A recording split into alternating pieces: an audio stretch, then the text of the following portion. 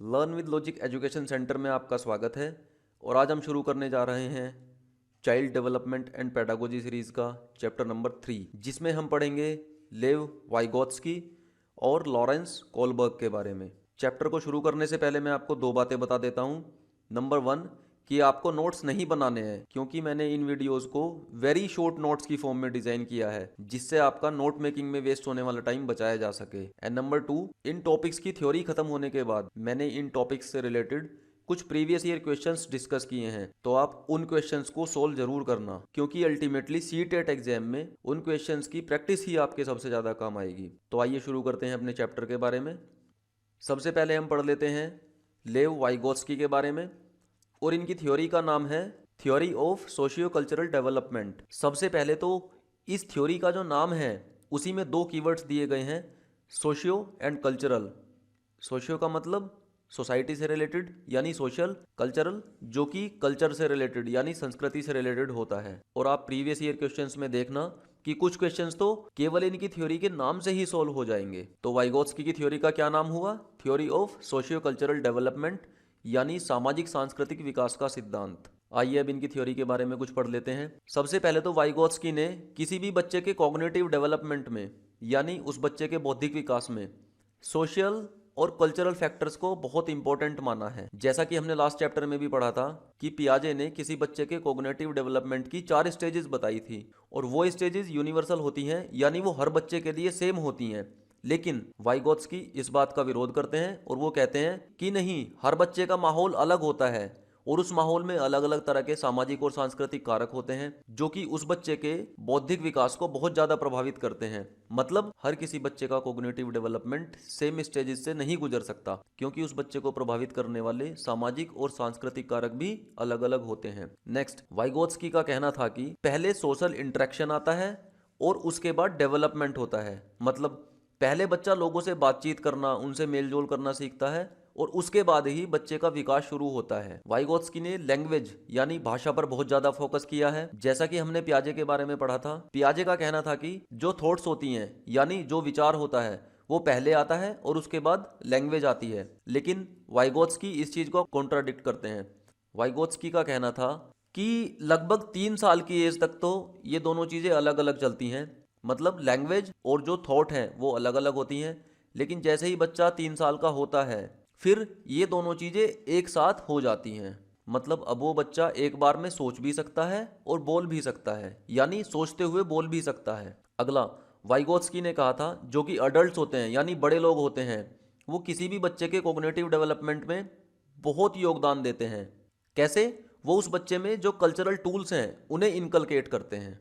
Next, अब Vygotsky द्वारा दिए गए कुछ कंसेप्ट्स को पढ़ लेते हैं, और एग्जाम पॉइंट ऑफ व्यू से आप केवल इन कीवर्ड्स को याद कर लेना और उनकी डेफिनेशंस याद कर लेना। देखो, सबसे पहला है MKO यानी मोर, नॉलेजेबल, अदर। इसके वर्ड्स को आप अलग अलग देखो। मोर मीन्स अधिक, नॉलेजेबल मीन्स ज्ञान वाला, अदर मीन्स कोई और। तो बस यहीं से आपकी डेफिनेशन तैयार हो जाती है कि कोई भी ऐसा व्यक्ति जो भी उस बच्चे से अधिक ज्ञान रखता है तो उसे हम क्या बोलेंगे? MKO यानी मोर नॉलेजेबल अदर। और वो कौन हो सकता है? वो एक टीचर हो सकता है, या कि कोई उससे बड़ा इंसान हो सकता है, या फिर उसका दोस्त हो सकता है, या फिर उसके पेरेंट्स हो सकते हैं। मैं आपको एक छोटा सा एग्जांपल दे देता हूं। मैं आपको एक कंडीशन देता हूं। आप मान लो कि उस बच्चे ने अभी रिसेंटली एक फॉर्मूला याद किया है, और वो फॉर्मूला है A+B का whole square equals to A² + B² + 2AB। तो उस बच्चे ने ये फॉर्मूला लर्न तो कर लिया, लेकिन अभी उस बच्चे को इसके एप्लीकेशंस नहीं पता, यानी अभी उसने यह नहीं सीखा कि इस फॉर्मूले को यूज किस तरीके से करना है। तो आने वाली एक्सरसाइज में जो क्वेश्चंस हैं उनमें तो इस फॉर्मूले का यूज होगा, वो अभी उस बच्चे ने नहीं सीखा है। अब कोई तो चाहिए जो उस बच्चे को एक्सरसाइज के क्वेश्चन सोल्व करना सिखा दे। तो वह व्यक्ति जो इस फॉर्मूले को यूज करना सिखाएगा उसे हम क्या बोलेंगे?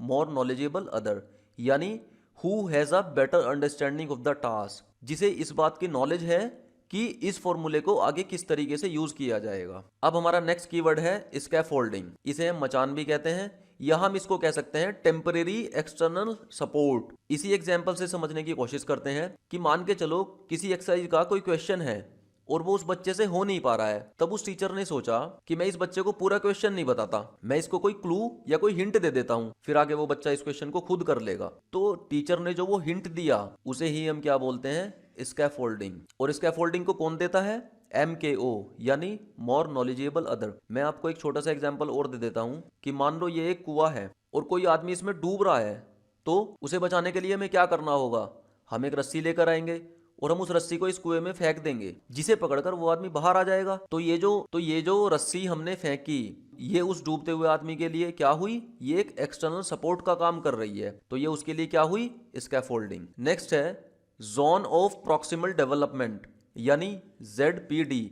इसे हम संभावित विकास का क्षेत्र भी बोलते हैं। अब ये क्या होता है कि ये वो लेवल होता है जहां तक कोई बच्चा, यानी जो सीखने वाला बच्चा है, अपने किसी टास्क को परफॉर्म कर लेता है, यानी पूरा कर लेता है, और किसी भी MKO, यानी कोई टीचर या पेरेंट्स, जिसे हम मोर नॉलेजेबल अदर भी बोलते हैं, उसकी गाइडेंस से। देखो इसे इस डायग्राम से समझने की कोशिश करते हैं। अभी मैंने आपको बताया था कि उस बच्चे को भी a+b का whole square equals to a² + b² + 2ab, ये फॉर्मूला याद है। तो ये जो बच्चे को नॉलेज है, ये जो ग्रीन पोर्शन है, ये उस नॉलेज को दिखा रहा है। अब जो ग्रीन है उससे आगे तो उस बच्चे को कुछ आता नहीं है, तो वो क्या करेगा, यहाँ पे टीचर उसकी हेल्प करेगा और वो टीचर उसकी हेल्प करके उस बच्चे को यहाँ तक ले जाएगा। यानी अब उस टीचर ने उसे उस फॉर्मूले को यूज करना सिखा दिया है, तो वो बच्चा जहां तक चीजों को सीख पाया है उसे ही हम क्या बोलते हैं, ZPD, यानी जोन ऑफ प्रॉक्सिमल डेवलपमेंट। अब ये जो ब्लू पोर्शन है, ये उस बच्चे के लिए इम्पॉसिबल चीज है। कैसे, अगर वो बच्चा 4th स्टैंडर्ड में है और हम उसे 12th स्टैंडर्ड की मैथमेटिक्स की बुक दे देते हैं और उसकी ट्रिगोनोमेट्री, कैलकुलस और कोऑर्डिनेट ज्योमेट्री समझाने की कोशिश करते हैं, तो क्या उन चीजों को समझना उस बच्चे के लिए पॉसिबल है? प्रैक्टिकली देखा जाए तो पॉसिबल नहीं है। इसीलिए ये जोन उन चीजों को दर्शाता है जिन चीजों को याद करना उस बच्चे के लिए पॉसिबल नहीं है। तो ZPD समझ में आ गया। जोन ऑफ प्रॉक्सिमल डेवलपमेंट वो लेवल होता है जिसे वो बच्चा अचीव कर लेता है, यानी जहां तक वो बच्चा उस टास्क को कर लेता है लेकिन किसी की सहायता से। अब आगे वाइगोत्स्की ने लैंग्वेज के बारे में भी कुछ कंसेप्ट दिए हैं, उनके बारे में पढ़ लेते हैं। तो वाइगोत्स्की ने लैंग्वेज के 3 टाइप्स बताए हैं। Number 1 social speech, number 2 inner speech and number 3 private speech. इसकी हम एक ट्रिक भी बना सकते हैं, SIP, SIP, S for social, I for inner, P for private. अब देखिए सोशल किस कीवर्ड से बना है, सोसाइटी से, और सोसाइटी में लोग होते हैं। तो सोशल स्पीच का मतलब क्या हुआ कि वो बच्चा जब दूसरे लोगों से बातें करता है तो उसे हम सोशल स्पीच कहते हैं, और वो बच्चा नॉर्मली 2 इयर्स की एज के बाद सोशल स्पीच को सीखने लगता है। नंबर 2 है इनर स्पीच। इनर मतलब अपने अंदर, तो इसका मतलब क्या हुआ कि वो बच्चा जिन चीजों को अपने माइंड में चुपचाप सोचता है उसे ही हम इनर स्पीच कहते हैं। जैसे वो बच्चा किसी कोने में बैठा हुआ सोच रहा है कि मुझे तो बाहर खेलने जाना है, लेकिन अगर मैं बाहर खेलने जाऊंगा तो मम्मी पिटाई कर देंगी, बट वो इन चीजों को किसी से बोल नहीं रहा है, वो इन्हें केवल अपने माइंड में सोच रहा है। और ये इनर स्पीच 3 साल की एज के बाद शुरू हो जाता है। नेक्स्ट है प्राइवेट स्पीच। देखिए प्राइवेट मतलब बहुत सीक्रेट तरीके से, ये वो स्पीच होता है या ये वो बातें होती हैं जिन्हें वो बच्चा खुद से करता है, लेकिन केवल इतनी आवाज में जो कि दूसरे लोगों को सुनाई ना जा सके। और ये प्राइवेट स्पीच मेनली किस लिए की जाती है, सेल्फ रेगुलेशन के लिए। सेल्फ रेगुलेशन मतलब खुद को कंट्रोल करना। जैसे आपने कई बार देखा होगा कि आप किसी मैथमेटिक्स के एग्जाम में बैठे हुए किसी क्वेश्चन को सोल्व कर रहे हैं, तो आप खुद से बातें करते हैं कि यार इस क्वेश्चन में ये वाला फॉर्मूला लगाऊं या ये वाला फॉर्मूला लगाऊं, कौन से फॉर्मूले को यूज करना इस क्वेश्चन के लिए इजी होगा। और ये प्राइवेट स्पीच मेनली 7 साल की एज में शुरू हो जाती है। और ये प्राइवेट स्पीच किस लिए की जाती है, सेल्फ रेगुलेशन के लिए। तो आइए अब वाइगोत्स्की से रिलेटेड कुछ प्रीवियस ईयर क्वेश्चंस डिस्कस कर लेते हैं, लेकिन इससे पहले हम एक क्विक रिवीजन कर लेते हैं। वाइगोत्स्की की थ्योरी का क्या नाम था, theory of socio cultural development, यानी सोसाइटी और कल्चर की बातें कर रहे हैं। ये मेनली सोशल और कल्चरल फैक्टर्स पे एम्फेसिस करते हैं। इन्होंने लैंग्वेज को भी काफ़ी इंपॉर्टेंस दी है और इनके अकॉर्डिंग सोशल इंटरेक्शन पहले आता है और डेवलपमेंट उसके बाद में। नेक्स्ट इन्होंने कुछ कंसेप्ट्स दिए थे जैसे कि मोर नॉलेजेबल अदर, यानी MKO।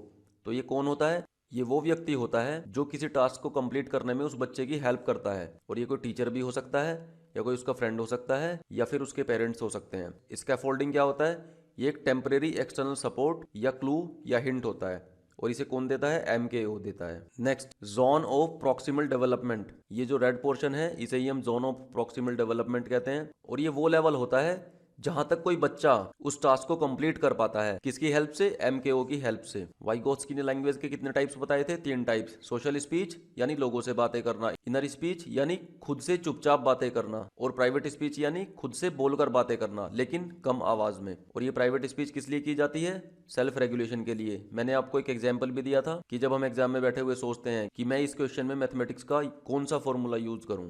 तो आइए अब वाइगोत्स्की से रिलेटेड पहला क्वेश्चन है। Vygotsky socio cultural perspective of learning emphasises on the importance of socio cultural. यहाँ से देखिए ये कीवर्ड है, तो ये किस पे एम्फेसाइज करता है? मोटिवेशन पे। ऐसा तो मैंने कुछ नहीं कहा।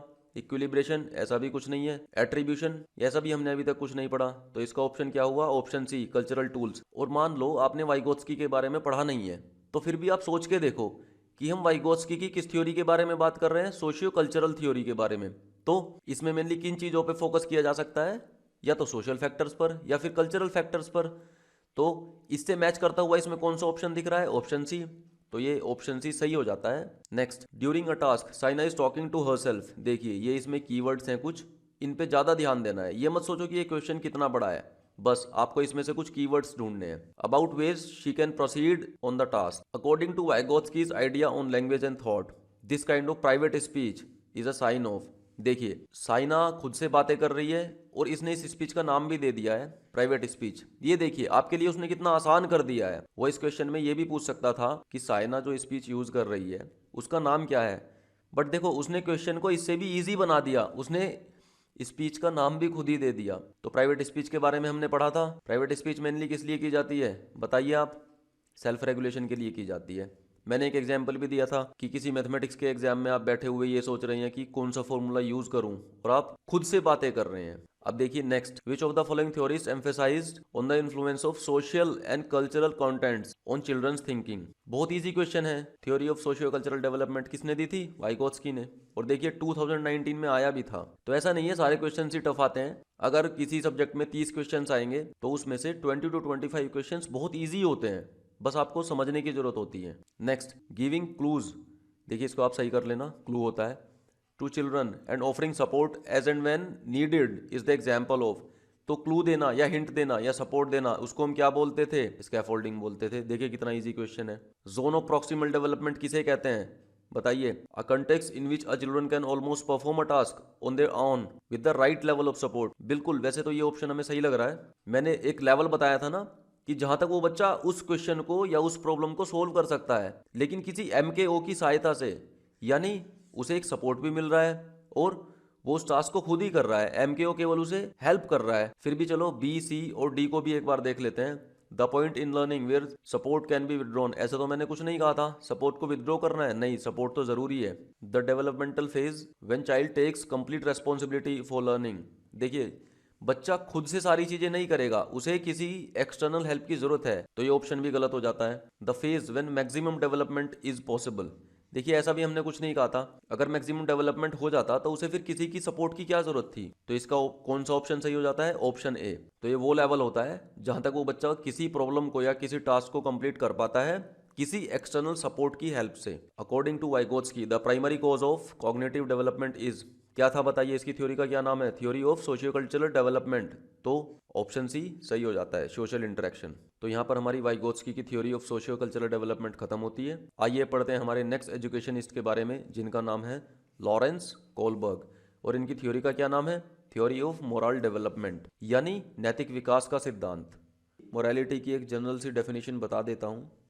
मोरालिटी एक पॉजिटिव वर्ड है जिसका मतलब होता है जो सोसाइटी के नॉर्म्स हैं उनके अकॉर्डिंग अपनी फ्रीडम को कंट्रोल करना। फॉर एग्जाम्पल, सोसाइटी में माना जाता है कि सच बोलना चाहिए, तो इसने हमारी झूठ बोलने की फ्रीडम को रेस्ट्रिक्ट कर दिया। नेक्स्ट, एक वर्ड है मोरल डिलेमा। कोलबर्ग ने अपनी थ्योरी में इस वर्ड का यूज किया है और कोलबर्ग इसे ही हाइंस डिलेमा भी बोलते हैं। अब ये हाइंस डिलेमा क्या है? इसके पीछे एक छोटी सी स्टोरी है कि हाइंस नाम का एक व्यक्ति है और उसकी वाइफ को कैंसर है जो कि हॉस्पिटल में एडमिट है, और उस कैंसर का इलाज केवल एक दवाई है जो अभी रिसेंटली किसी केमिस्ट ने बनाई है। लेकिन वो केमिस्ट क्या कह रहा है कि क्योंकि ये दवाई सिर्फ मेरे पास है और ये मैंने इन्वेंट की है तो मैं आपसे इसके 10 गुना ज़्यादा पैसे लूँगा। अब हाइंस पहले ही इतना पैसा खर्च कर चुका है, उसके पास इतना पैसा अब है नहीं। तो अब ऐसी सिचुएशन में हाइंस को क्या करना चाहिए? क्या उसे सोशल नॉर्म्स का ध्यान रखना चाहिए? क्या उसे इस दवाई को चुरा लेना चाहिए या फिर उसे अपनी पत्नी को ऐसे ही तड़पते हुए छोड़ देना चाहिए?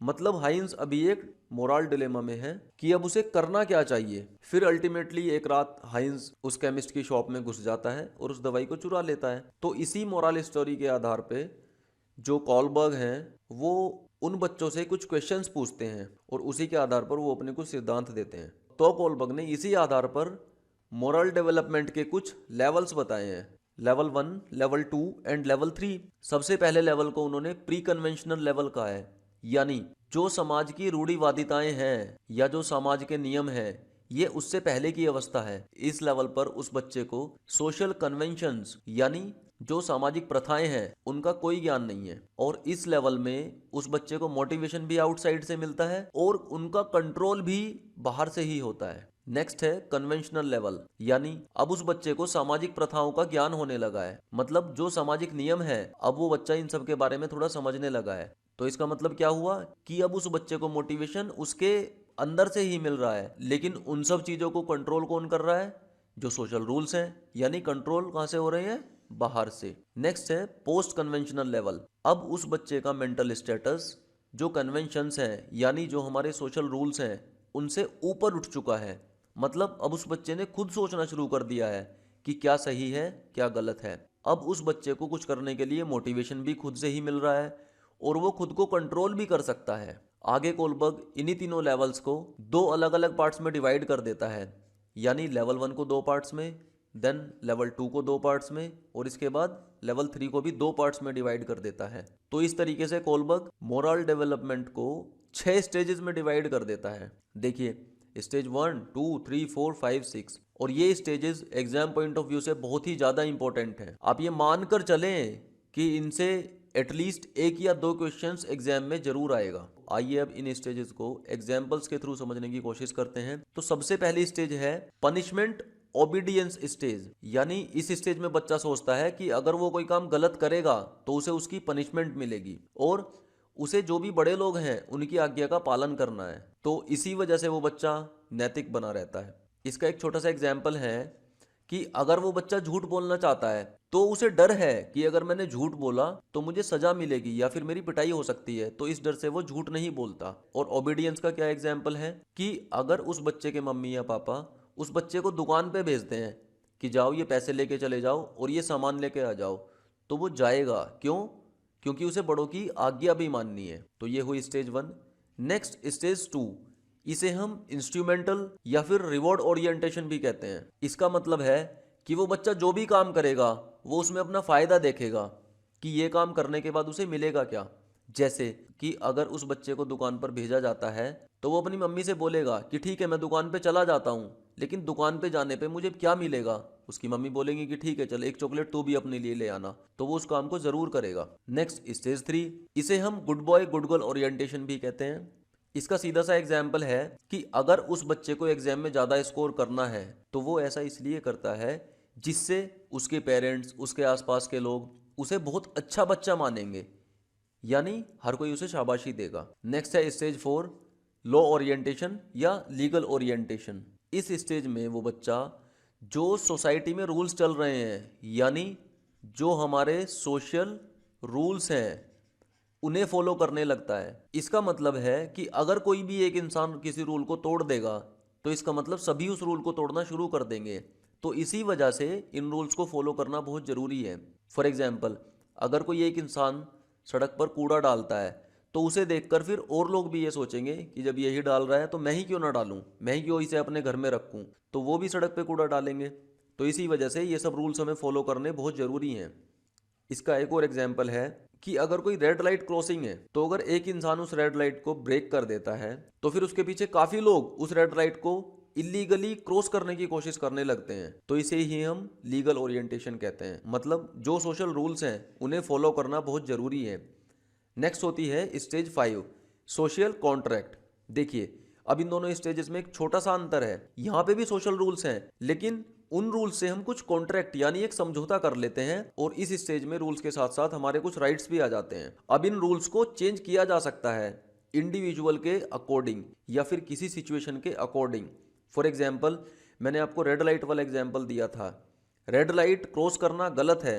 मान लो कि कोई एम्बुलेंस है और उसमें जो पेशेंट है उसकी हालत बहुत सीरियस है, तो इस कंडीशन में रेड लाइट को जंप किया जा सकता है। मतलब जो रूल्स हैं उन्हें हम परिस्थितियों के अनुसार बदल भी सकते हैं। अब नेक्स्ट आती है लास्ट स्टेज नंबर 6। इसे हम यूनिवर्सल एथिकल प्रिंसिपल्स भी कहते हैं। इसका मतलब जो वो व्यक्ति है अब वो अपने ही कुछ सेट ऑफ रूल्स बना लेता है। इसमें कुछ महान लोग आते हैं जैसे महात्मा गांधी, उनके अपने प्रिंसिपल्स थे जिन्हें सारी दुनिया फॉलो करती है। इसका एक और छोटा सा एग्जाम्पल है कि माना आप किसी जंगल में जाते हो और वहां आप देखते हो कि एक शिकारी ने किसी गीदड़ का शिकार किया है। शिकारी ने जो तीर चलाया वो उस गीदड़ को लग गया, लेकिन वो गीदड़ अभी मरा नहीं है, वो गीदड़ भाग जाता है।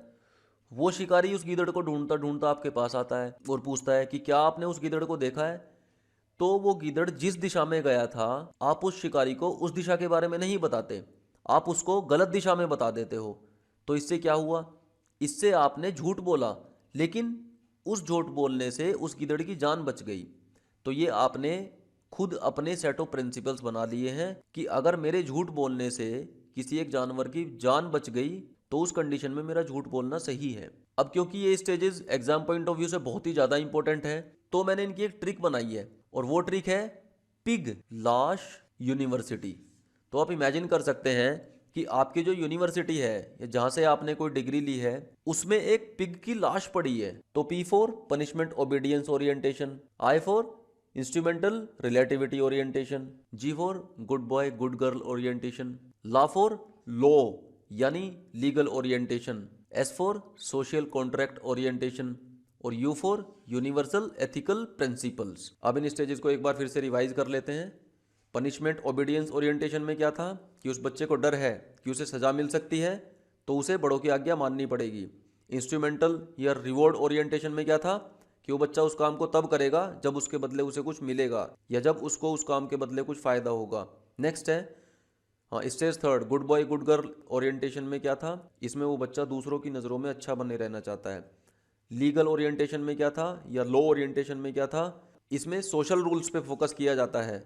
सोशल कॉन्ट्रैक्ट में क्या था, रूल्स पे फोकस किया जा रहा है लेकिन हम उन रूल्स को मॉडिफाई कर सकते हैं यानी हम उन्हें चेंज कर सकते हैं। मींस इसमें हमारे कुछ राइट्स भी आ जाते हैं। जैसा कि मैंने एक एग्जांपल दिया था कि एम्बुलेंस में अगर कोई बहुत ही सीवियर कंडीशन में पेशेंट है तो उस कंडीशन में हम रेड लाइट जंप कर सकते हैं। नेक्स्ट यूनिवर्सल एथिकल प्रिंसिपल्स में क्या था कि इसमें हम अपने एक सेट ऑफ रूल्स बना लेते हैं या अपनी सेट ऑफ गाइडलाइंस बना लेते हैं जो हो सकता है गलत हों लेकिन वो उस सिचुएशन के अकॉर्डिंग सही होती हैं। जैसे मैंने आपको एक एग्जांपल दिया था कि मेरे झूठ बोलने से उस गीदड़ की जान बच गई थी। फिर इसकी जो ट्रिक थी PIGLSU मीन्स पिग की एक लाश पड़ी है यूनिवर्सिटी में। अब हम लॉरेंस कोलबर्ग के बारे में कुछ प्रीवियस ईयर क्वेश्चंस डिस्कस कर लेते हैं। Question number 1, according to Kohlberg's theory performing an act and doing something because others approves it represents which stage of morality. देखिए दूसरे लोगों को भी ये स्वीकार होना चाहिए या दूसरे लोग भी इसे स्वीकृति देते हैं,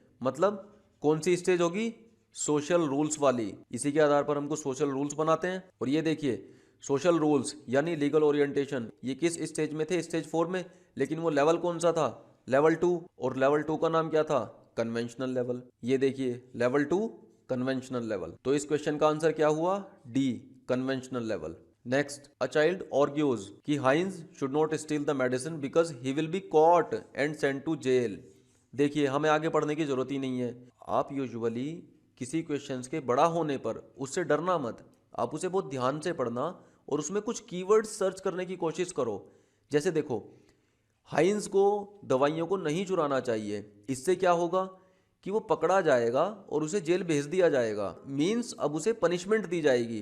तो इसका आंसर क्या हुआ, B punishment and obedience orientation. देखिए कितना इजी सा सवाल है। तो हाइंस को दवाइयां क्यों नहीं चुरानी चाहिए, क्योंकि अगर वो ऐसा करेगा तो उसे सजा मिलेगी, इसीलिए ये कौन सी स्टेज हुई, punishment obedience orientation. Next, which of the following can be considered as the contribution of Kohlberg theory. First statement क्या है, it establishes a clear relationship between moral reasoning and action. चलिए अभी पहले आगे देख लेते हैं। His belief is that children are moral philosophers, मतलब उसने बच्चों को नैतिक दार्शनिक कहा है, ऐसा तो हमने कुछ नहीं पढ़ा। His theory has supported an association between cognitive maturity and moral maturity.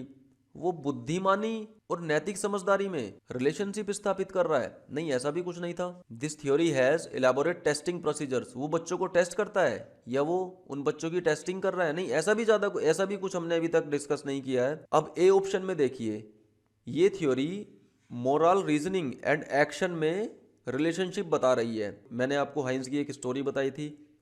उसके बाद कोलबर्ग क्या कहता है, भले ही आप लेवल्स का एग्जाम्पल ले लो और भले ही आप 6 स्टेजेस के बारे में सोच के देखो, उनमें वो क्या कह रहा है कि जो हमारी नैतिक सोचने की क्षमता है और उसके सोचने के बाद हम क्या काम करेंगे, मतलब क्या एक्शन होगा, वो इन चीज़ों में रिलेशनशिप बता रहा है। एक छोटा सा एग्जाम्पल ले लेते हैं जो मैंने आपको बताया भी था कि अगर आप किसी जंगल में हो और वहाँ शिकारी उस गीदड़ का शिकार कर रहा है, तो सबसे पहले आपने सोचा कि क्या मुझे उस गीदड़ की जान बचानी चाहिए? जी बिल्कुल बचानी चाहिए। तो वो आपकी मोरल रीजनिंग थी। और उसके बाद आपने क्या किया, आपने उस शिकारी को गलत रास्ता बता दिया कि गीदड़ उस दिशा में गया है। तो सबसे पहले आपने मोरल रीजनिंग लगाई कि हाँ, ये गीदड़ भी एक जीव है और मुझे इसे बचाना है, और उसके बाद आपने उसके अकॉर्डिंग एक एक्शन लिया। तो इसका आंसर क्या हो जाता है? ए। नेक्स्ट क्वेश्चन है, in the context of Kohlberg's stages of moral reasoning, under which stage should the given typical response of child fall? मतलब ये जो कंडीशन आने वाली है, ये कौन सी स्टेज में पड़ेगी? और आपके सामने कंडीशन क्या है? Your parents will be proud of you if you are honest. अगर मैं ईमानदार रहूंगा तो मेरे पेरेंट्स मेरे ऊपर प्राउड फील करेंगे, मतलब मैं एक बहुत अच्छा बच्चा बना रहना चाहता हूं। तो ये कौन सी स्टेज थी? Good girl and good boy. तो इसका आंसर क्या हुआ? Answer number C. Next, Kohlberg has given 2016 में आया था। देखिए कितना इजी क्वेश्चन है, इसे शायद मुझे बताने की जरूरत नहीं है, तो आप इसे बताइए। इसका आंसर क्या है? Cognitive development? No. Physical? Not at all. Emotional? ऐसा भी नहीं कह सकते। कोलबर्ग की थ्योरी का क्या नाम था?